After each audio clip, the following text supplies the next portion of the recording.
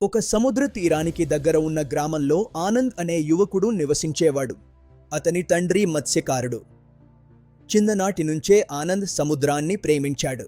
అయితే అతని కల మత్స్యకారుడిగా ఉండటం కాదు, సముద్ర శాస్త్రవేత్తగా మారి సముద్రాన్ని కాపాడడం.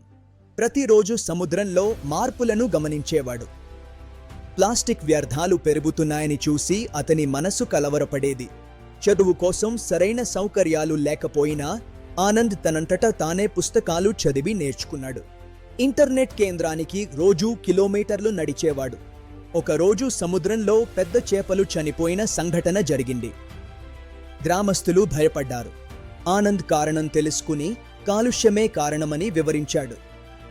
అతను గ్రామస్తులను కలిపి తీరాన్ని శుభ్రం చేసే కార్యక్రమం ప్రారంభించాడు. మొదట నవ్విన వారు కూడా తరువాత సహాయం చేశారు. ఆనంద్ కృషి ఫలించింది. ప్రభుత్వం అతని పనిని గుర్తించి స్కాలర్షిప్ ఇచ్చింది. ఆనంద్ సముద్ర శాస్త్రవేత్తగా మారి గ్రామానికి తిరిగి వచ్చి సముద్రాన్ని రక్షించే ప్రాజెక్ట్ ప్రారంభించాడు. ఈ కథ ఒక విషయం చెబుతుంది: కలలు పెద్దవైనా సంకల్పం ఉంటే సాధ్యమే. ఒక వ్యక్తి మారితే ఒక గ్రామం మారుతుంది.